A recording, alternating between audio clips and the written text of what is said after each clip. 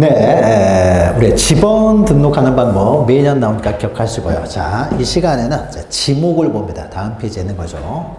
지목은 매년 한두 문제가 출제가 돼요. 그러니까 보통 두 문제, 적어도 한 문제는 나오니까 또 반드시 기억하셔야 되는데, 우리가 지목 그러면 이제 용어의 정의 앞부분에 있어요. 자, 지목은 주된 용도. 그러니까 우리나라는 토지가 존재하는 목적이에요. 그 목적은 이제 토지가 어떻게 사용되고 있느냐, 그 용도가 바로 그 목적이 되겠죠. 그래서 그 토지의 주된 용도에 따라서 이제 지목을 설정을 합니다. 용도라는 단어. 자, 기억하시면 돼요. 그래서 이 토지가 처음부터 어떤 목적으로, 무엇을 위해서, 어떤 용도로 조성이 됐느냐, 요걸 기억하셔야 되고, 또 하나는 지목은요, 수익이 많이 생기는 용도라면 과세를 많이 하게 되겠죠. 그래서 지목은 또 과세 기준이 된다.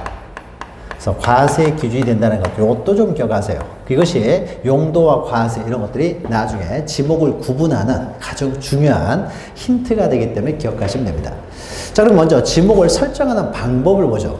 자, 지목은 토지의 용도에 따라 구분한 것인데요. 전국의 토지들의 용도를 한번 조사를 해봤더니요, 총 한 27가지 정도가 주로 많이 이용되고 있더라고요. 그래서 27가지의 용도에 따라 지목을 설정을 합니다. 근데 27가지 어디에도 해당되지 않는 토지들이 또 있을 수가 있는 거죠. 자, 그런 토지들은요, 잡종지라는 하나의 지목을 만들어서 여기다 다 집어넣어 버려요. 그래서 잡종지까지 포함해서 지목의 숫자는 총 28가지가 있고요. 이 28가지가 이제 법으로 정해놓고 이 법에서 정해져 있는 그 28가지만 지목을 설정할 수가 있습니다. 자, 그러면은 하나의 필지에는요, 하나의 지목만을 설정할 수가 있다라는 것이고, 하나의 토지가 두 개의 과세 기준을 가질 수는 없으니까요. 근데 만약에 한 필지가 두 개 이상의 용도로 활용이 돼요. 그러면 예를 들면 이런 거죠. 한 필지가 여기 한 필지가 이렇게 있는데 여기가 과수원이에요. 과수원 한 필지가 있는데 과수원은 지목이 있습니다. 근데 뒤에서 하겠지만 여기에 주거용 건축물을 지어버렸어요. 자, 주거용 건축물을 짓게 되면요, 주거용 건축물 부지는 지목이 대가 됩니다. 대지라고 하는 거죠. 대지. 그러면 한 필지가 두 개의 용도를 가질 수는 없어요. 따라서 이럴 때는요, 두 필지로 분할을 반드시 해야 돼요. 그래서 한 필지 또 한 필지. 100번지였으면 이게 100번지, 100의 1번지. 그래서 두 필지로 분할해서 따로따로 등록을 하고 따로따로 분리해서 과세를 해야 됩니다. 자, 그런데 만약에 여기에요, 과수원을 이제 이 사람이 과수를 재배를 한 다음에 이제 저장해 놓을 곳이 필요하잖아요. 그래서 저장하기 위해서 여기다 저장고를 하나 만들었어요. 그럼 과수원에 저장고를 만들면 물건을 저장해 놓은 곳인데, 물건을 저장하는 것은요, 우리가 뒤에서 보겠지만 창고용지라는 게 있어요. 그러니까 창고들이 있는 부지는 창고용지라는 또 지목이 있습니다. 그럼 이럴 때도 그러면은 저장고를 만들면 과수원과 창고용지를 또 분리하여 분할하여 별도의 필지로 등록을 해야 되는 데 있어서요, 요건 좀 다릅니다. 우리가 과수원에 있어서요, 이 저장고는요, 과수원이 사라지면 함께 사라질 저장고잖아요. 과수원을 위해서만 존재하는 저장고예요. 이 대지하고는 좀 다릅니다. 과수원 안 한다고 해서요, 주택까지 허물어야 되는 건 아니죠. 이 주택은 꼭 과수원 안 하는 사람이 이사 들어와서 살 수도 있는 거예요. 근데 과수원이 있는데 저장고만 따로, 그러니까 과수리를 저장하는 곳인데 저장고만 따로 사는 사람은 없잖아요. 그러면 우리가 지목을 설정할 때는요, 그 자체의 용도가 독립적인 용도를 가지고 있어야 돼요. 독립적. 그러니까 독립이라고 하는 것은요, 그것만 따로 사고 파는 거래 관행이 있다. 그럼 독립적이에요. 근데 그것만 따로 사고 팔지는 않아요, 일반적으로. 그러면 독립적이지 않은 거예요. 자, 그러면 이 저장고는 독립적인 목적이 아니라 과수원을 위해서만 존재한다는 거죠. 그럼 이럴 때는요, 이런 부속시설이라고 해서 이것은 과수원에 편입을 해서요, 전체를 과수원으로 등록합니다. 그러니까 이것은 따로 분할할 필요 없이요, 전체가 여기가 과수원이 된다는 거죠. 그럼 과수원인데 지금 두 개의 용도로 이용되고 있는 거죠. 그럼 이때는 주된 용도에 따라 이거는 전체적으로 과수원으로 지목이 설정되는 거죠. 자, 그래서 한 필지가 두 개 이상의 용도로 활용이 될 때, 그래서 그 두 개 이상의 용도가 각각 독립적이면은 분할을 해야 돼요. 분할해야 되지만은 만약에 독립성이 없이 주종 관계를 가지고 있다. 주된 용도, 종된 용도, 주종 관계를 가지고 있을 때는, 이때는 종된 용도의 토지는 주된 용도의 토지에 편입하여 전체를 한 필지로 등록할 수가 있습니다. 이게 주지목 추종의 원칙, 주된 용도에 따라 지목을 설정을 한다라는 겁니다. 그러니까 이런 설정 원칙들을 잘 알고 계셔야 뒤에 지목의 구분 28가지로 구분할 수 있습니다. 자, 그 다음에요. 또 하나는 이제 등록 선회 원칙이라는 것이 있는데요. 등록 선회 원칙은 이제 이런 예예요. 만약 그게 바다를 매립을 하는데 여기까지 매립을 못했어요. 여기까지밖에 매립을 못했을 때는 이럴 때는 이제 바닷물이 못 들어오게 제방을 쌓게 되겠죠. 이것은 이 토지의 지목은 이제 제방의 용도로 사용되기 때문에 이제 제방이라는 이제 지목이 설정이 됩니다. 근데 제방으로 지목이 설정된 다음에 이 위에 제방 위에 아스팔트를 깔고요. 도로로 사용하고 있어요. 그러면 도로라는 또 지목이 있거든요. 그러면 한 필지가 지금 제방, 도로 두 가지 용도로 사용되고 있는데 이건 주종 관계가 서로 없어요. 주종 관계가 없을 때는 그러면 한 필지에 두 개의 지목을 설정할 수 없으니까 어떻게 지목을 설정할 것인가에 있어서 도로로 이용이 되고 있지만 여전히 제방의 용도로도 이용이 되고 있어요. 더 이상 제방의 용도는 이용되지 않고 도로로만 이용되면은 이럴 때는 지목을 변경을 해야 됩니다. 근데 제방의 용도로도 여전히 사용되고 있거든요. 자, 그러면은 먼저 이건 처음에 제방의 용도로 조성된 토지였기 때문에 여전히 지목은 제방이 되는 것이지 도로로 지목을 변경하지 않는다는 거예요. 그러니까 먼저 등록된 게 우선된다. 그 등록선의 원칙입니다. 그래서 용도의 경중이 없어요. 하나가 두 개 이상의 용도로 사용되는데 용도의 경중이 없을 경우에는 이럴 때는 등록 시기에 의해서 등록 시기를 기준으로 해서요. 먼저 등록된 지목의 용도가 여전히 존속하고 있다라면 지목을 변경하지 않는다라는 겁니다. 자, 그 밑에는 사용 목적 추정의 원칙이라는 것은요. 이런 거죠. 여기가 어떤 토지가 전이고 여기도 전이고 여기가 전이고 여기 과수원이 있다고 해보죠. 자, 이걸 다 밀어버리고요. 네 필지가 쓰는데 이걸 다 밀어버리고 이제 아파트를 짓습니다. 자, 그러면 아파트가 들어서게 되면 주거용 건축물이 있기 때문에 지목이 대가 돼요. 그러면 대로 만들기 전에 토지공사부터 하게 되겠죠. 다 밀어버렸어요. 전부 다 밀어버렸기 때문에 더 이상 전도 아니고 과수원도 아닙니다. 그러면 이때 토지의 지목을 뭐로 할 것이냐? 아무것도 존재하지 않기 때문에 그냥 잡종지로 할 것이냐 있어서 조금 있으면 대가 될 거 아니에요. 그러면 굳이 잡종지로 하지 않고 그 목적에 따라서 대로 설정을 한다는 거예요. 즉 건축물이 들어서기 전에 토지공사만 준공됐습니다. 토지공사만 준공됐을 경우에도 이때도 잡종지로 하는 것이 아니라 어떤 목적으로 토지공사가 준공되느냐에 따라서 그 사용 목적에 따라 지목을 아예 처음부터 설정을 해버리겠다는 거죠. 그래서 택지 조성공사가 준공됐으면은 주택을 짓기 위해서 토지공사가 끝났기 때문에 애초에 처음부터 대로 설정을 한다는 거죠. 자, 설정 원칙과 관련돼서요. 시험 문제가 가장 많이 나오는 것은 그 밑에 있는 일시 변경 불변의 원칙입니다. 근데 왼쪽에 제목들이 시험 문제에 나오는 건 아니에요. 오른쪽에 내용이 시험 문제가 나옵니다. 자, 그러면은 지목은 용도에 따라서 정해지는데요. 용도가 완전히 변경이 됐을 때는 지목을 변경합니다. 그런데 용도가 일시적으로 또 임시적으로 잠시 다른 용도로 사용될 뿐이에요. 그래서 다시 원래대로 돌아온다는 거예요. 그러면 이럴 때는 지목을 변경하지 않습니다. 완전히 용도가 변경이 됐을 때만 지목을 변경하지 일시적, 임시적으로 다른 용도로 사용될 때는 지목을 변경하지 않는다라는 거. 요게 또 시험 문제에 잘 나옵니다. 이런 설정 기준을 잘 기억하셔가지고 여기 그 기준에 따라서요. 기준에 따라서 지목 28가지가 있습니다. 시험 문제는 설정 기준도 나오고요. 더 나아가서 가장 잘 나온 거, 가장 중요한 건 역시 지목 28가지를 구별할 줄 아느냐라는 거예요. 28가지를. 자, 그러면은 28가지를요, 우리가 이해를 통해서 용도와 처음부터 어떤 목적으로 조성되었는지, 그 다음 과세 기준, 이걸 가지고요, 28가지가 다 이해가 돼요. 근데 딱 두 가지는 외우셔야 돼요. 두 가지를 제외하고는 다 이해가 됩니다. 자, 우리 지목의 구문, 우리가 지목한 것도 기초이론 강의 시간에서 했던 내용을 그대로 반복해요. 우리가 지금 기본 이론 강의에서는요, 여러분들이 스스로 사실 복습을 안 해요. 심화도 마찬가지가 될 것이고요. 공시법은 그렇게 많이 공부할 시간이 없어가지고 복습도 못합니다. 그래서 기초이론 강의 했던 내용을 다시 그대로 복습을 하면서 범위를 넓혀나가요. 복습을 스스로 안 하니까. 심화 강의도 마찬가지입니다. 기본 강의했던 내용을 그대로 복습하면서 이제 조금 넓혀가 나가는 거예요. 그래서 기초 이론 때보다는 시간이 좀 더 들어가요. 시간이 좀 길어지니까 그냥 양해를 바라시고. 자, 그러면 이제 28가지를 하나씩 보죠. 먼저 전답 과수원입니다. 전답 과수원의 공통점은 뭐냐? 다 식물을 재배하는 곳이에요. 반드시 이 재배라는 말이 들어가야 전답과수원이 됩니다. 식물을 재배한다.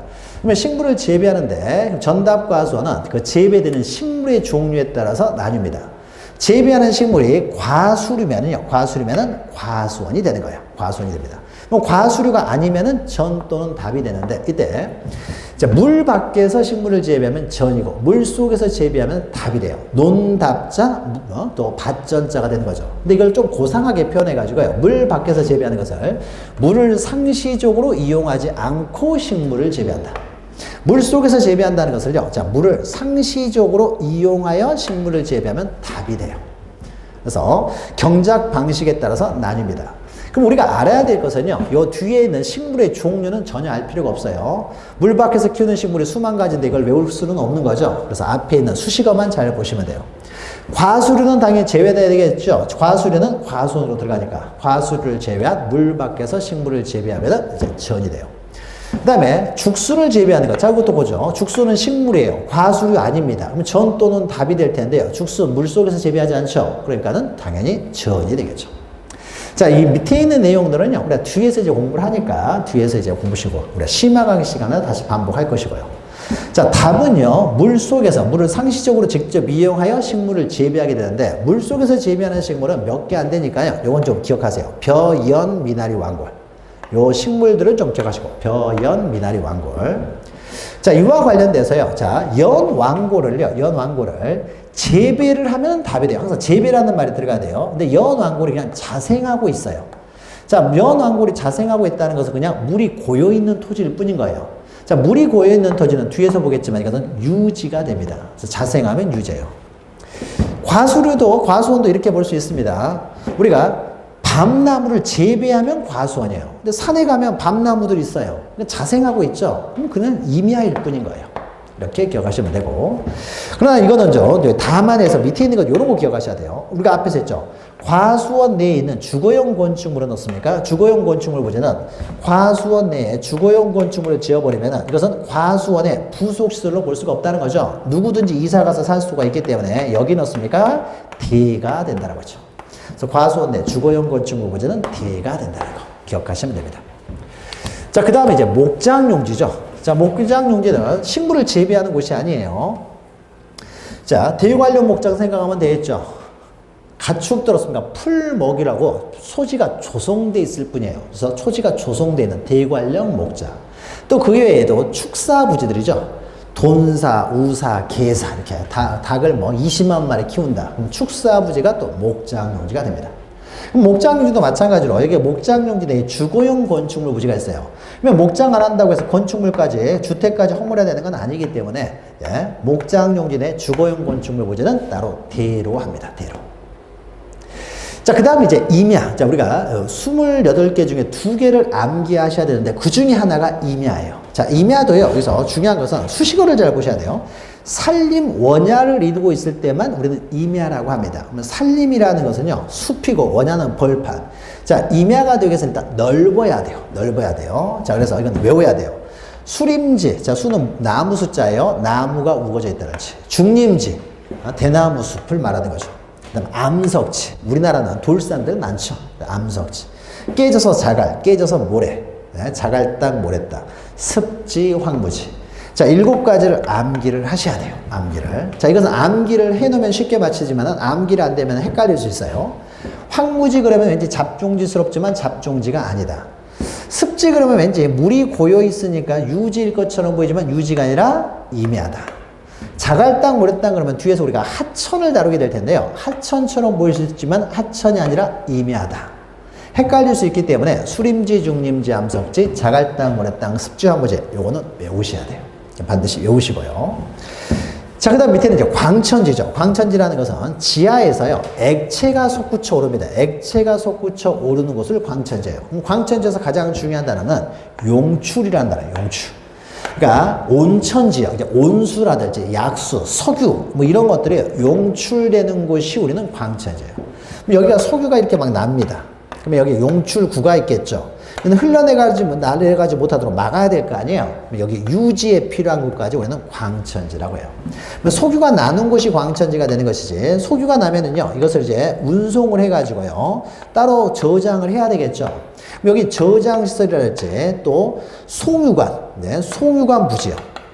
송유관이 지나가는 토지랄지, 저장시설, 여기서 소규가 나는 건 아니잖아요. 소규가 나는 건 아니기 때문에 여기는 광천지로 하지 않습니다. 광천지가 아니라 이런 곳이 전국에 뭐 몇 개 없겠죠. 그래서 이것은 잡종지로 가지 광천지가 아니에요. 그래서 소규가 나는 곳만 광천지가 된다라는 거 기억하시면 되고. 자, 그 다음에 염전. 자, 염전은 바닷가였습니까? 뭐 밀고 다니면서요, 햇볕 해가지고 뭐 소금 채취하는 것이죠. 쌓아놓고 하는 거. 자, 소금을 채취하는 곳은 염전입니다. 자, 근데 여기서도 중요한 것은요, 만약에 소금을 채취를 하는데요, 천일염 방식, 햇볕으로 소금을 채취하는 것이 아니라요, 동력으로 바닷물을 끌어들여 소금을 제조하는 공장시설이에요. 이거는 소금 공장이 되겠죠. 자, 소금 공장은 공장용지가 돼요. 그래서 여기서 이제 하나 또 기억해야 될 것이, 공장이라는 단어가 들어가면요, 공장자가 들어가면 다 공장용지다, 이렇게 생각하시면 돼요. 공장자가 들어가면 다 공장용지다. 자, 그리고 밑에는 대는 이제 주거용 건축물 부지, 보통 대가 되죠. 자, 주거, 주택이 따르지, 사무실, 회사, 상가, 점포가 있을 때 이런 것들은 이제 대가 되고. 그러니까 인간이 오랫동안 머무르는 곳이에요. 계속적으로 머무르는 것. 그래서 뭐 박물관, 극장과 같은 이제 문화시설, 이것도 다 대가 됩니다. 우리가 대라고 했을 때는요, 이게 뭐 단독주택이 있었을 때요, 여기 주택이 있습니다. 그러면 주택 바닥 부분만 대라고 하는 게 아니에요. 주택을 이용하는데 필요한 공간까지 다 대가 되는 거예요. 그러니까 이게 정원이 따라서 이런 거 다 대가 됩니다. 그러니까 정원, 부속시설물까지 대가 되고요. 우리가 앞에서 했죠, 또 택지 조성공사가 준공되면 토지공사만 준공됐을 때도 그 사용 목적에 따라 대가 된다는 거죠. 대가 된다. 자, 그 다음에 공장용지들은 좀 기억하세요. 또 공장용지. 자, 공장용지는 이제 공단 지역을 말하는 거야. 공단. 뭐 공단이 이렇게 있으면은요, 여기 이제 굴뚝에서 연기난 이제 공장 시설이 있겠죠. 여긴 당연히 공장용지예요. 그 다음에 여기 공장에서 일하는 사람들을 위한 기숙사가 있을 것이고, 그 다음에 여기 공장에서 일하는 사람들 휴식 시간에요, 축구도 할 수 있도록 하기 위해서 뭐 축구장도 있을 수 있죠. 공단 큰 데들은 뭐 축구장도 있고 그렇습니다. 여기 다친 사람들 치료하기 위해서 이제 병원이 있을 수도 있는 거죠. 자, 그럼 우리 생각해 보죠. 자, 기숙사면은요, 이게 주거용 건축 부지라고 그래서 D라고 할 수 있느냐예요. 근데 우리가 아까 과수원 내의 주거용 건축물은요, 여기는 누구든지 이사 갈 수 있는 곳이에요. 그러니까 과수원과는 독립적이니까 이거는 D가 되지만은, 이 기숙사는 누구나 이사 갈 수 있는 게 아니죠. 공장에서 일하는 사람만 이용하는 거예요. 우리 이 축구장도 아무나 이용할 수 있으면 체육용지가 될 텐데, 이건 공장 사람들만 이용하는 거예요. 또 일반 그 상가 안에 무슨 병원이라든지 따로 병원이 따로 독립하게 있으면 누구나 이용할 수 있으니까요. 이런 것들은요, 이제 뭐 D가 됩니다. 상가 이렇게 해가지고.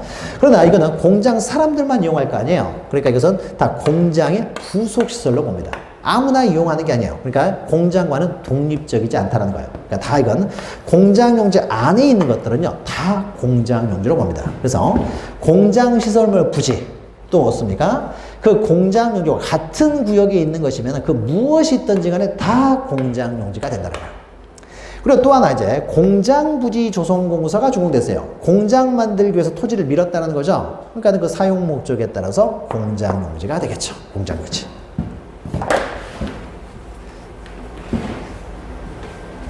자, 그리고 이제 학교. 이제 학교는 공장용지가 비슷해요.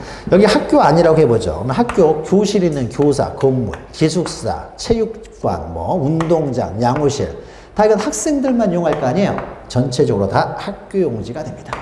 아무나 이사 갈 수 있는 게 아니라는 거죠. 그러니까 항상 지목을 설정하기 위해서는 그 자체가 독립적인 목적을 가지고 있었을 때 지목을 설정하는 거예요. 자, 그럼 주차장을 보죠. 주차장. 그럼 주차도요, 우리가 자동차를 주차하는 곳이 주차장이잖아요. 그러니까 자동차 주차하는 곳이니까 주차라는 말이 반드시 들어가야 돼요. 그러면 주차한다고 해서 다 주차장이 되느냐? 그건 아니고요. 처음부터 주차만을 위해서 조성된 토지야 돼요. 그러니까 주차만을 위해서 조성된 토지가 아닌 다른 어떤 목적으로 조성된 토지에 잠시 주차한다고 해서 주차장이 되는 건 아니라는 거죠. 즉, 주차만을 위한 시설물 부지야 돼요. 그러니까 독립이란 단어죠. 독립적이어야 돼요. 그러면 주차 전용 건축물은 주차만을 위해서 건축한 물건이잖아요. 건축물 부지니까 이건 당연히 주차장이 되겠죠. 그럼 우리가 노상 주차장이요. 자, 노상주차장은요, 우리가 여기 도로로 조성된 토지죠. 도로로 조성된 토지에 잠시 주차를 시킬 뿐이잖아요. 이건 주차장으로 처음부터 독립적인 목적으로 만든 게 아니에요. 이거는 도로로 이용되면서 잠시 주차를 시킬 뿐이기 때문에요. 주차장으로 하지 않습니다. 그냥 도로일 뿐이에요. 여전히 도로로도 이용이 되니까요. 그러면 그 다음에 부솔주차장이 있는데, 이제 부솔주차장을 잘 기억하셔야 돼요. 자, 여기 우리가 롯데백화점을 짓는다고 해보죠. 롯데백화점을 짓기 위해서 토지공사가 다 끝났어요. 롯데백화점이 있으면은 이거는 상가라고 볼 수 있죠. 롯데백화점 부지는 대가 되겠죠. 토지공사만 끝나도 대가 되는 거예요. 그 다음에 롯데백화점을 올렸습니다. 4층짜리를.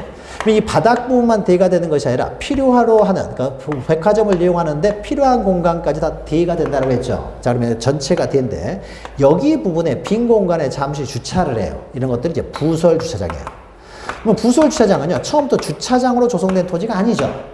대로 조성된 토지에 잠시 주차할 뿐이기 때문에 대를 주차장으로 지목을 변경하지를 않습니다. 그냥 대일 뿐인 거예요. 자, 그러면은 롯데백화점 오는 사람들 위한 주차 공간이 필요하겠죠. 그래서 이 대가 아닌 인근에 따로 주차만을 위한 공간을 따로 만들었어요. 그래서 인근에 설치한 이제 부설 주차장이에요.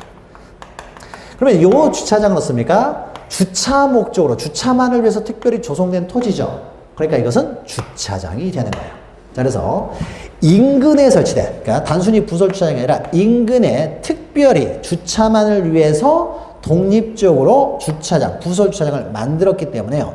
인근에 설치된 부설 주차장은 주차장이 되는 거예요. 그 다음에 우리가 주차장이 되기 위해서는 주차 목적으로 조성된 토지였을 때 우리는 주차장을 하기 때문에요. 판매 목적으로 조성된 토지야. 판매 목적으로 조성된 물류장 야외 전시장. 이것은 주차 목적으로 조성된 토지가 아니잖아요. 그러니까 주차장이 되지를 않고 이것들이 잡종지가 됩니다.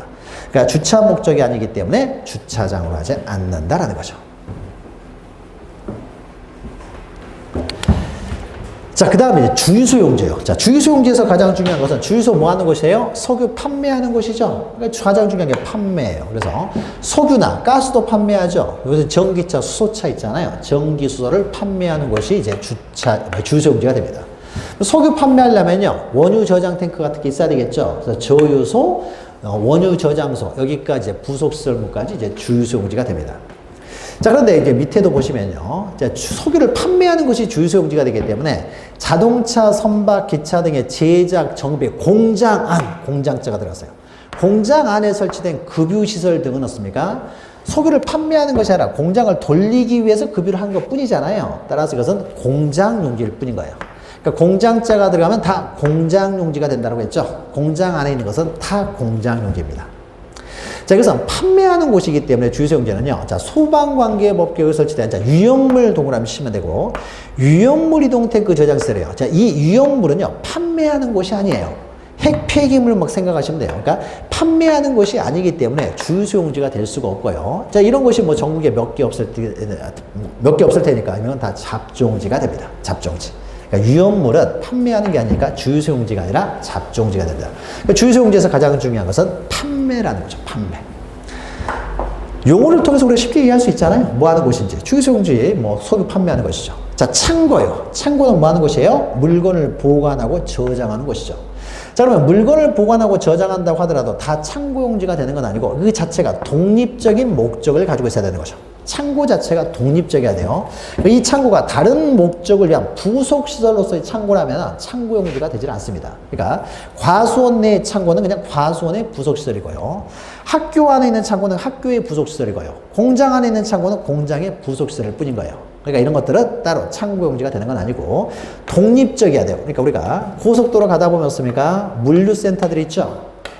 물류센터 있으면 뭐 지하에는 뭐 농산물, 1층은 전자제품, 2층은 뭐 의류 해가지고 굉장히 크잖아요. 이건 뭐예요? 창고 자체가 목적이죠. 다른 어떤 목적을 위한 부속시설이 아니라 그 창고 자체가 목적이에요. 자, 요런 부지, 요런 것들을 우리는 창고용지가 됩니다. 그러니까 항상 독립적인 목적이 있었을 때, 다른 용도를 위한 부속시설일 때는 지목이 없어요. 주된 용도에 편입이 돼버리기 때문에 독립적이었을 때 우리는 창고용지가 됩니다. 자, 그리고 도로를 보죠, 도로. 자, 도로는 여기 앞에 누구나 다닐 수 있어야 돼요. 일반 공중. 그러니까 누구나 다닐 수 있어야 돼요. 일반 공중에 이제 사람이 다니거나 차량이 다니거나. 하는 곳이에요. 그럼 구체적으로요. 도로로 개설된 토지, 도로법상. 당연히 도로예요. 자, 그 다음에 고속도로 휴게소예요. 우리가 서울에서 부산까지 경부고속도로 타고 가다 보면요. 휴게소 없이는 가지를 못해요. 고속도로가 개통되기 위해서는 중간에 반드시 휴게소도 같이 개통이 돼요. 휴게소 없이 가라 그러면 못 가잖아요, 우리는. 쉬어야 되니까. 그러면은 이 휴게소는요, 매점이나 식당이 있다고 해서 이게 대가 되냐, 게 아니에요. 도로를 위해서 있는 거예요, 도로. 고속도로가 사라지면 휴게소도 사라집니다. 그리고 이 휴게소를 이용하는 사람은 도로 이용객만 이용하는 것이지 일반인이 여기 와서 라면 사 먹을 수가 없어요. 그러니까 이것은 도로의 부속시설입니다. 그러니까 도로가 되고요. 국도나 지방도로변에 있는 휴게소는 도로 이용객이 아닌 이웃 주민들도 와서 라면을 사 먹어요. 그러니까 여기서는 그냥 대일 뿐인 것이고요. 그다음 밑에 보시면 우리가 누구나와 이용할 수 있어야 되기 때문에요. 자, 여기도 필지가 있고 여기도 필지가 있습니다. 그러면은 두 필지 안으로, 두 필지로습니까? 들어가요. 그러면 누구나 이용할 수 있겠죠. 자, 그런데 만약 여기 한 필지 여기를 들어갔네요. 길을 따라 들어갔는데 여기 한 필지밖에 없어요. 길을 따라 들어갔는데. 한 필지밖에 없다는 것은 이 사람만 이용하는 거죠. 그러니까 이것은 도로가 아니에요. 적어도 두 필지 이상으로 진입했을 때만 우리는 도로로 봅니다. 그 다음에 밑에 보시면은요. 자, 우리가 여기 아파트 단지를 생각해 보죠. 여기는 1단지, 2단지, 3단지, 4단지. 여기는 도로예요, 도로. 여기 이제 1단지에요. 이제 뭐 건물이 여러 개 있죠. 레미안 아파트 단지, 푸르주 아파트, 뭐 힐스테이트 이렇게 있습니다. 여기는 누구나 다닐 수 있으니까 도로가 되지만은요. 이 단지 안에 있는 통로예요. 걸어 다니고 산책하고 다니는 이 통로요. 이 통로는 누구나 다닐 수 있는 게 아니죠. 차단기 설치해서 못 들어오게 막아버릴 수도 있는 거죠. 자, 여기 통로는 뭐예요? 이 아파트 소유자들이 공동으로 소유하고 있는 사유지예요. 그러니까 공동으로 소유하는 대지라는 거죠. 그러니까 여기는 어떻습니까? 누구나 다닐 수 있는 곳이 아니기 때문에 도로가 아니고요. 그러니까 단지 안에, 아파트 단지든 같은 단지 안에 설치된 이런 통로는 도로가 아니라 그냥 대일 뿐인 거예요. 누구나 다닐 수 있는 게 아니잖아요. 아파트 단지 내에 있는 통로는 대이지. 이거는 도로가 아니다라는 거죠. 공장 단지 아니면 그러니까 공장 용지일 뿐인 것이죠. 그러니까 공장을 이용하는 데 필요한 공간일 뿐이라는 거죠. 그래서 단지 안에 설치된 통로들은요, 따로 도로로 하지 않는다라는 겁니다.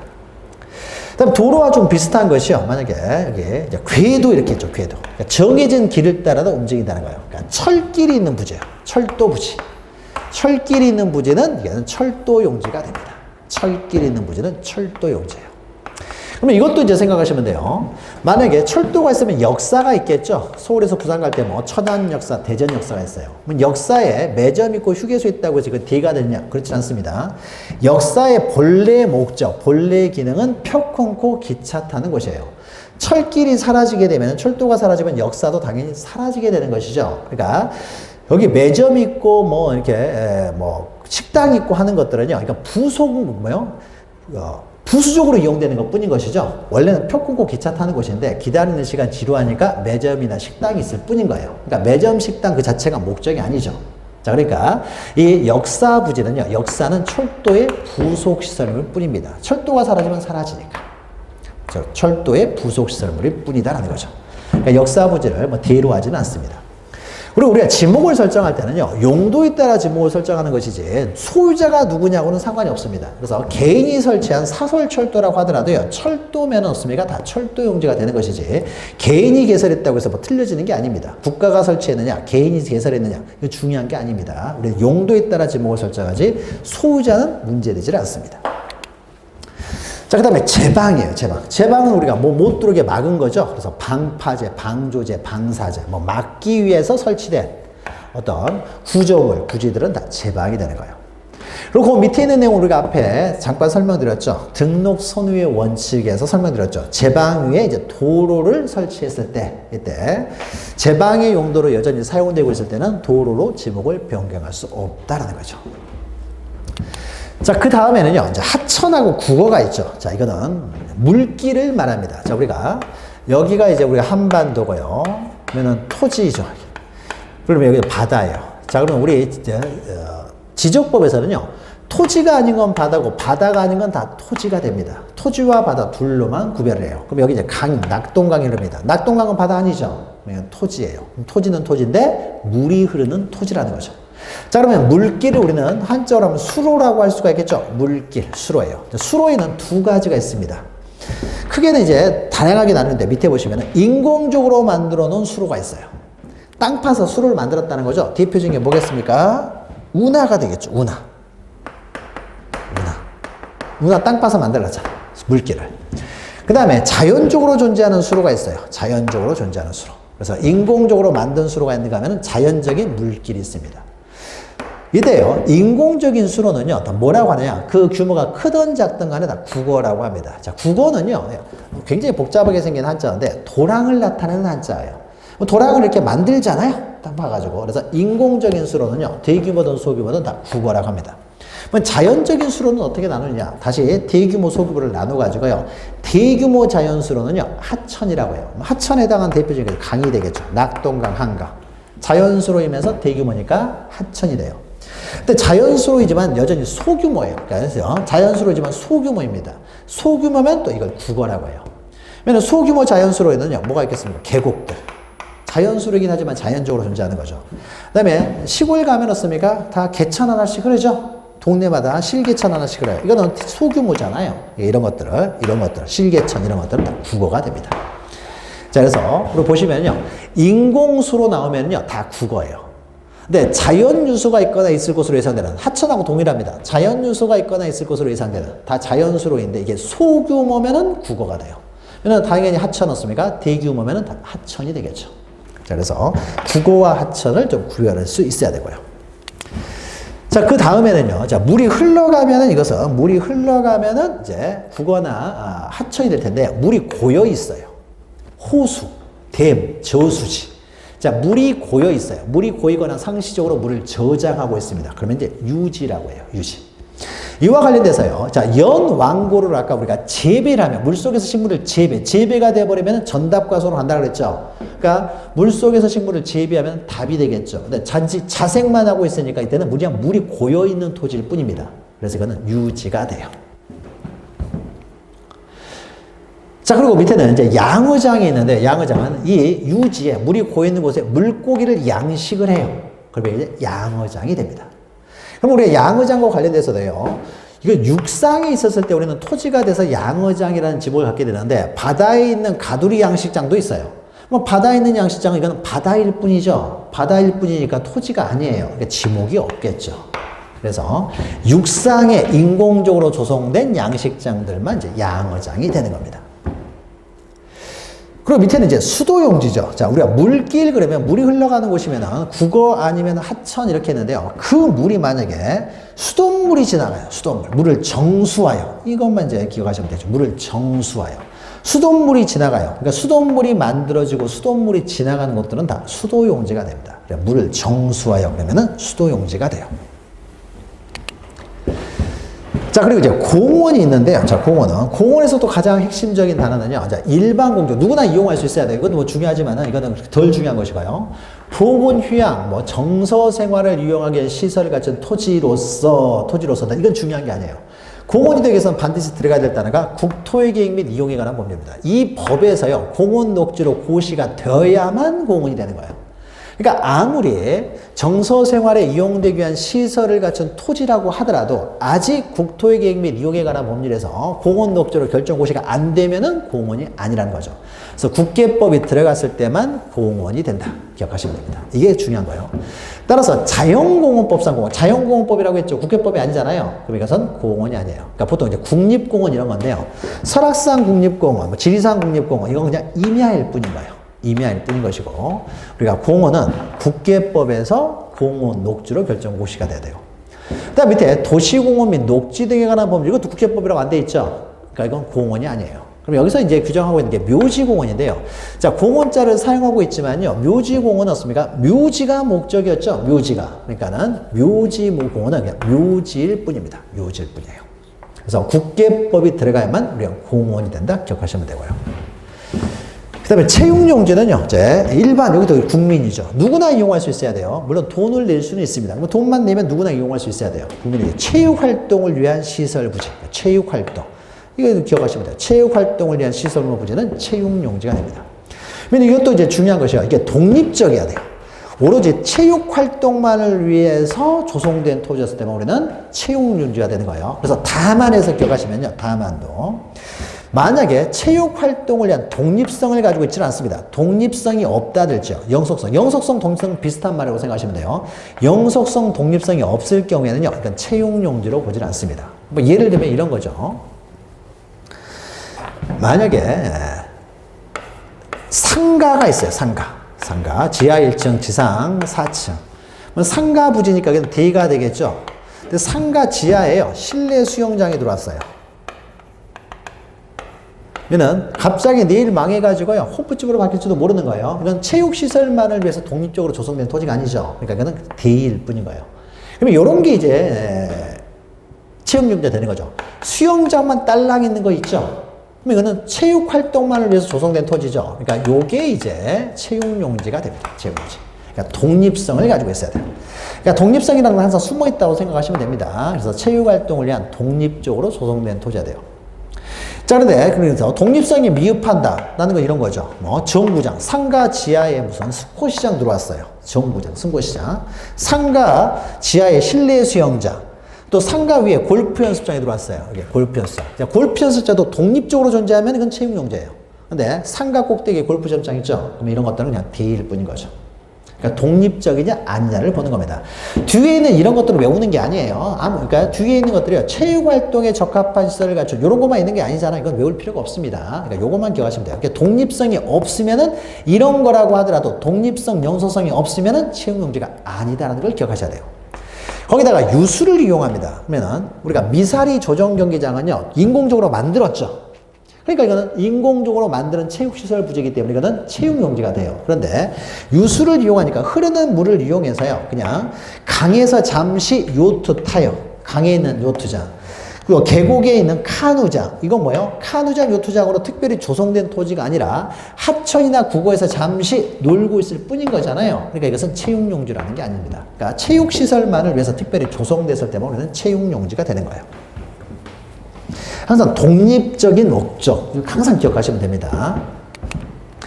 자, 그 다음에 유원지예요. 자, 유원지는요, 여기 실내 수영장 이렇게 있습니다. 수영장이 있는데요.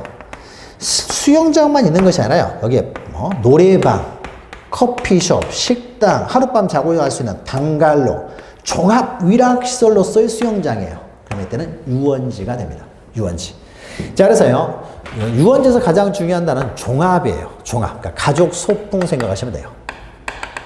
종합 위락시설로서 누구든지 이용할 수 있었을 때 일반 공중이니까 종합 위락시설로서 누구든지 이용할 수 있으면 이제는 유원지가 됩니다. 유원지가 되는 거예요. 자, 그래서 뒤에 있는 것도 외울 필요가 없다라고 했어요. 이런 거 외우고 그러니까 혼자서 독학을 하면은요 이런 걸 외워요. 전혀 외울 필요가 없는 거죠. 그러니까 여기에 만약에 식물원이 있어요. 식물원 지목이 뭐냐? 절대 이렇게 나올 수는 없습니다. 이 식물원이 만약에요. 국토의 계획 및 이용에 관한 법률에서 공원 또는 녹지로 결정 고시된 식물원 해버리면 공원이 되는 거예요. 종합 위락시설로서의 식물원 하면은 유원지가 되는 거고. 그러니까 수식어가 있어야 우리는 용도를 알 수가 있는 거예요. 그러니까 요런 것들이, 요런 것만 있으면요. 이건 알 수가 없어요. 우리는 지목을. 그 용도에 따라 우리는 지목을 설정하는 것이지, 이 자체가 뭐요, 지목이 뭐냐, 이건 알 수가 없는 거예요. 그러니까 앞에 수식어를 기억하셔야 되죠. 그러니까 종합 위락시설이었을 때는, 이런 것들이 뭐 한두 개만 있는 건 아니잖아요. 그러니까 앞에 수식어, 종합 위락시설이라는 거 기억하시면 됩니다. 위락시설로서, 위락시설은 이제 유원지가 된다는 거죠. 근데 그 밑에 있는 것은 다만은 그렇게 중요한 건 아니고요. 요 안에 방갈로 하룻밤 자고 갈 수 있는 정도로 만들어졌으면요. 이런 것들은 그냥 전체적으로 유원지예요. 근데 용인 에버랜드가 이런 데 해당될 것이고요. 그럼 에버랜드에 보면 근처에 이제 떨어져 가지고요. 콘도 같은 거 있죠. 모텔도 있고, 뭐 나이트 클럽도 있을 수 있어요. 이런 것들은 떨어져 밖에 있잖아요. 그럼 이거는 그냥 D가 될 뿐이지 유원지가 아닌 것이죠. 떨어져 있으니까. 그 내용이 있는 겁니다. 자, 그 다음에요. 이제 종교용지요. 자, 종교용지는 종교시설이 있으면 이제 종교용지가 되겠죠. 그러니까 종교적 목적으로 조성된 토지예요. 종교적 목적으로 조성된 토지로도, 자, 그 밑에 보시면요. 우리는 사실 상태를 보는 겁니다. 종교적 목적으로 이용되고 있는 시설물 부지만 다 종교용지가 되는 것이지, 허가를 받았냐, 안 받았냐, 종교 단체로서 허가를 받았냐, 안 받았냐, 이것은 중요한 게 아니에요. 불문합니다. 사실상 어떻게 이용되고 있느냐를 보기 때문에 허가 안 받아도 종교용지예요. 그 다음에 여기도 밑에도 보죠. 네, 밑에도. 타인의 건축물을 일부 임대했대요. 자, 뭐. 교회만 이렇게 달라겠습니다. 종교시설물 부지죠. 종교적 목적으로 이용되는 시설물 부지니까 이건 종교용지가 돼요.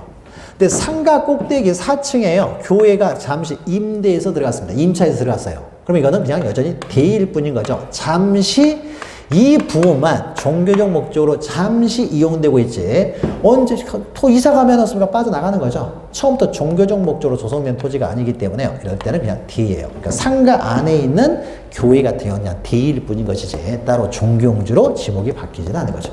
항상 그 자체가 독립적 목적이 있었을 때만 지목을 설정한다. 자, 그 다음에 사적지가 있죠. 사적은 이제 문화재예요. 고적, 유적, 기념물. 문화재가 있으면 사적지가 됩니다. 사적지래요. 근데 사적지와 관련해서 밑에 있는 내용도 기억하셔야 돼요. 자, 지목은 매년 한두 문제가 나오다 보니까 안 나온 지목이 없어요. 다 기억하셔야 됩니다. 자, 그러면요. 여기에 불국사가 있습니다. 자, 불국사는 절이죠. 절이니까 이것은 종교용지가 됩니다. 불국사 안에는 여기에 다보탑, 석가탑, 수학여행 가면 무조건 경주가죠. 그러면은 우리가 문화재들이 있어요. 종교용지 안에 있는 문화재들에 대해서는요, 따로 이것만 별도의 필지로 사적지로 만약에 지목을 설정하면 다 분할을 해야 되잖아요. 복잡해지기 때문에 종교용지 안에 있는 이런 문화재들은요, 따로 사적지로 하지 않고 전체를 그냥 종교용지 통으로 그냥 한 필지로 등록을 합니다. 자, 그러면은 학교도 좀 비슷한 게 있어요. 학교가 100년 넘어가는 오래된 학교들이 있죠. 그러면 그 건물 같은 경우가 오래돼가지고 사적으로 막 지정되잖아요. 학교 안에 있는 이런 사적들에 대해서는요, 따로 별도의 필지로 분할하지 않고 전체를 학교용지로 합니다. 그리고 도심 안에서도요, 이런 탑 같은 거 있다랄지 문화재들이 도심 안에 있는 경우들이 있죠. 도심 안에 이런 문화재들이 있으면 그 주변을 어떻습니까? 공원으로 조성을 하죠. 잔디 깔고 하면서. 공원으로 조성을 한 다음에 어떻습니까? 국계법에서 공원 녹지로 결정 고시를 해요. 그러면 이거는 전체적으로 여기는 공원이 되죠. 그럼 공원 안에 있는 사적들도 따로 사적지로 분할하지 않고 전체를 통으로 공원으로 합니다. 공원을 한다는 거죠. 그래서 학교용지, 공원, 종교용지 안에 있는 문화재들은요, 따로 사적지로 하지 않습니다. 사적지로 하지 않는다. 그 다음 이제 묘지죠, 묘지. 자, 묘지는요, 묘지는 뭐예요? 시체나 유골이 있으면 이제 묘지가 되겠죠. 자, 그러면은, 묘지공원은요, 묘지공원 어떻습니까? 시체가 있잖아요. 그러니까 이것은 묘지공원은 묘지가 되고요. 또 봉안시설, 납골당 이런 거죠. 납골당. 여기 뭐가 있어요? 유골이 있잖아요. 그러니까 봉안시설 부지도 묘지가 돼요. 그럼 여기서도 맨 밑에 보시면요. 묘지 관리를 위한 건축물 부지. 요건 또 구별하셔야 되죠. 그래, 묘지가, 보통 묘지 그러면은 이제 교외에 있는 공동묘지들을 말하는 거죠. 그럼 여기 이제 묘가 이렇게 있습니다. 그러면 이제 묘지는 보통 몇만 평씩 하잖아요. 근데 여기서 수익은 엄청나게 많이 생기는 거 아니죠. 세금이 이렇게 아주 비싸지는 않습니다. 묘지를 운영하다 보면요. 수익은 어디서 생기냐면 여기 관리사무소 이런 게 있어요. 그러면 여기에 지하 1층, 지상 2층, 3층 해가지고.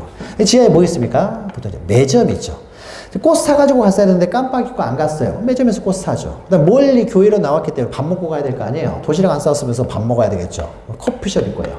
그럼 여기에서 이제 수익이 생기는 거예요. 그럼 이건 어떻습니까? 일반 상가랑 별 다를 게 없네요. 대로 세금을 걷어야 되겠죠. 자, 그래서 묘지 관리를 위한 건축물 부지는요, 대로 합니다. 대로 한다는 거. 요거 좀 기억하시면 돼요. 자, 그럼 여기까지 해서요, 27가지를 했어요.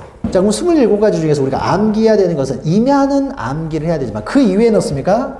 독립적인 용도, 목적, 과세, 이것만 기억하면 다 해결이 된다는 거예요. 그러니까 이렇게 몇 번 읽으시면 우리가 기초이론 강의에서도 한번 자세히 했기 때문에 지금 좀 더 빨리 진행을 했는데 다 몇 번 듣다 보면 다 이해가 돼요. 그러니까 여기서 틀릴 일은 거의 없습니다. 마지막 이제 28번째 잡종지, 이걸 또 외워야 돼요.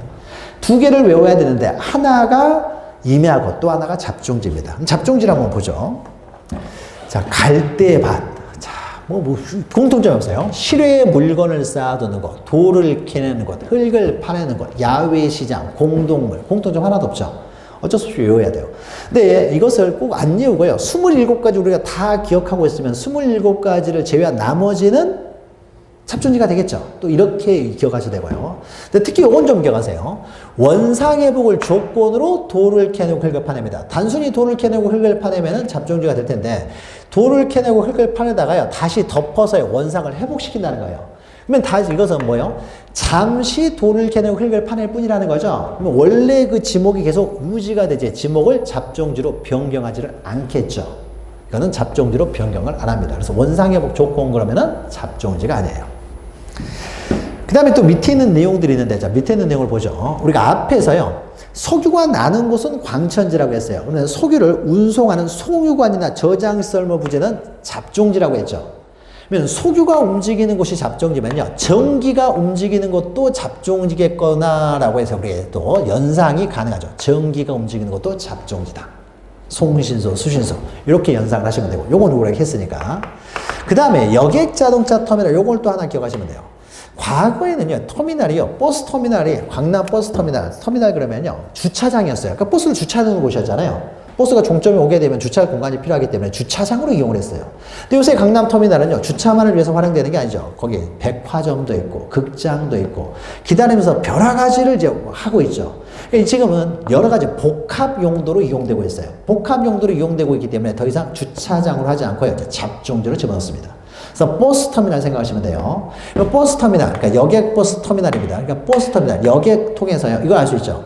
그럼 버스 타고만 놀러 가는 것이 아니라 비행기 타고도 놀러 가고 배 타고도 놀러 가겠죠. 그럼 여기서도 뭐 하겠습니까? 쇼핑 같은 거 할 거 아니에요. 그러니까 우리 여객 자동차 터미널 통해서 공항 시설이나 항만 시설도 잡종지가 되겠구나, 이렇게 연결하면 되고요. 네, 자동차 터미널 했습니다. 그러면 자동차를 또 연상해서요, 자동차 터미널이 잡종지면은 자동차 관련된, 자동차 운전학원, 폐차장 등과 같은 자동차 관련된 독립적인 시설물 부지도 잡종지가 된다. 그러면은 여객 자동차 터미널 하나 가지고요, 이걸 다 연상할 수가 있죠. 자, 이렇게 연상해서 기억하시고.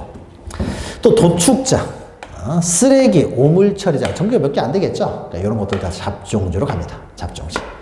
자, 그 다음에 그 밖에 다른 지목에 속하지 않는 것들도 다 잡종지가 되는데, 이건 더 심화 강의 시간에 잠깐 볼게요. 지금은 여기는 잘 시험 문제 잘 안 나옵니다. 잘 안 나오고 여기까지 주로 시험 문제가 나오기 때문에 여기까지 좀 기억하시면 돼요. 자, 그러면은 잡종지하고 임야를 제외하고, 그러니까 잡종지 임야는 외우시고 나머지는 우리가 이해를 통해서 해결하고요. 자, 지목과 관련돼서는 여기까지만 시험 문제 나오는 것이 아니라 맨 마지막에요, 지목의 이제 표기 방법도 나옵니다. 그럼 우리가 기본적인 지적 공부는 우리가 뒤에서 보겠지만, 지적 공부는 여러 가지가 있습니다. 여러 가지가 있는데, 그 중에서 대표적인 것이요, 토지대장 지적도, 임야대장 임야도라고 했죠. 자, 그러면 지목은 토지대장, 임야대장, 지적도, 임야도 모두 기록을 해요. 그럼 이때 토지대장, 임야대장 이렇게 대장에 기록을 할 때는 우리가 지금까지 읽었던 정식 명칭을 그대로 등록을 합니다. 잡종지는 잡종지, 주유소용지는 주유소용지, 이렇게 다 그대로 등록을 하는, 표기를 하는데, 도면에 등록을 할 때는요, 좀 이게 애매해요.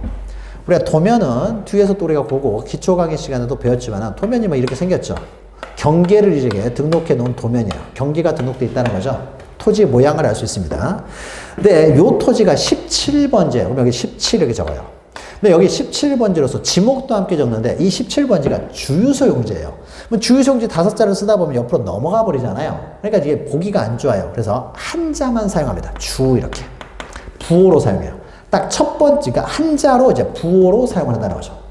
자, 그러면은 부호로 이렇게 한자만 표기를 해요. 부호. 그러니까 그 지목을 이제 한자로 부호화 시킨 다음에 한자만 표기를 하는데요. 그럼 보통은 첫 번째 글자가 부호가 됩니다. 첫 번째. 철도용지는 철, 목장용지는 목, 주유소용지는 주, 유지는 유, 잡종지는 잡, 이렇게. 그런데 문제는 첫 번째 글자가 동일한 지목이 3개가 나와요. 가장 먼저 주로 시작되는 것이 주유소용지만 있는 것이 아니라 주차장이 있어요. 둘 다 주를 사용할 수는 없으니까 우리가 주유소용지는 주라고 하고요, 주차장은 차자를 사용합니다. 그 다음에 공으로 시작되는 게 또 2가지가 있어요. 공원이 있는가 하면은 또 공장용지가 있습니다. 그래서 단순히 공 그러면은 공원을 말하고요, 공장용지는요, 장이라고 표현을 해요. 장. 그 다음에 유로 시작되는 게 2가지가 있어요. 유지가 있고 유원지가 있습니다. 단순히 유 그러면은 유지를 말하고요, 유원지는 원자를 사용합니다. 자, 그리고 또 마지막으로요, 하로 시작되는 것은 하천 하나밖에 없어요. 그러니까 하로 사용해도 상관은 없지만은 우리가 밭전자, 내천자 이렇게 한자를 사용하잖아요. 그래서 한자, 하천 같은 경우는 내천자를 해서 천이라고 표기를 합니다. 그래서 이 4가지는 두 번째 글자를 부호로 사용한다. 여기까지 시험 문제가 나와요. 그래서 이건 또 2문자로 외워야 되겠죠. 차장 천원. 이제는 차장이 있었죠. 오라이 하는 차장. 그래서 차장한테 1,000원 낸다 해가지고요, 차장 1,000원 이렇게 외우세요. 그래서 두 번째 문자가 부호가 되는 차장천호 기억하시고 나머지는 다 첫 번째 글자가 부호가 된다. 그러면 지목과 관련돼서도요. 지금 한다는 내용이 있죠. 지금 한 내용만 알면은 매년 시험 문제 한두 문제 나오는 것을요. 다 맞출 수가 있어요.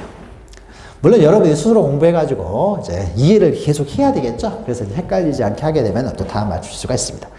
자, 여기까지 해서요. 지목과 관련된 문제를 한번 풀어보죠. 우리 2번하고 3번에 있는 것인데요. 33회 때 작년에 나왔던 거예요. 이렇게 나옵니다. 작년에 나왔는데. 자, 지목의 구분과 관련해서 옳은 거 됐죠.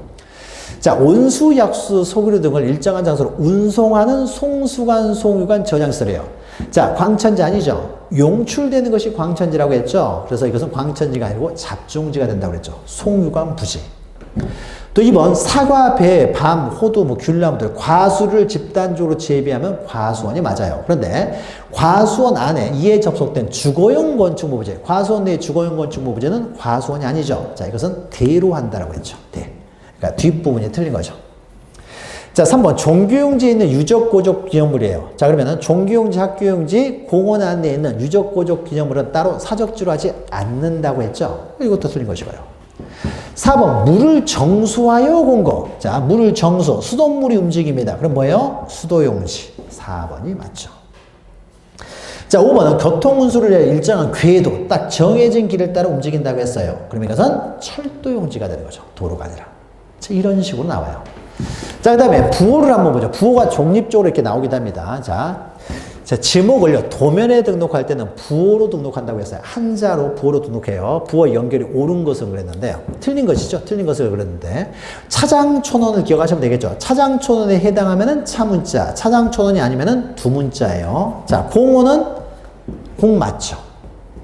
공장용지는 장이 되고요. 목장용지는 차장촌원에 해당되지 않죠. 이것도 공원도 마찬가지고. 그러니까 그냥 목이라고 해야 되겠죠. 장은 공장용지였고요.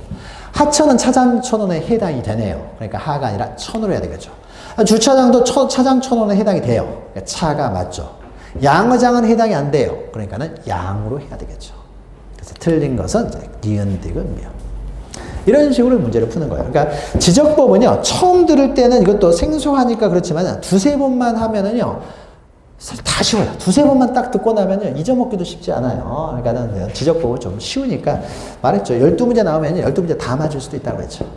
예. 자, 이렇게 해서요, 지목은 모두 마치고 잠시 쉬었다가 다른 이제 경계, 요 내용 이어 들어가도록 하겠습니다. 잠시 후에 뵙겠습니다.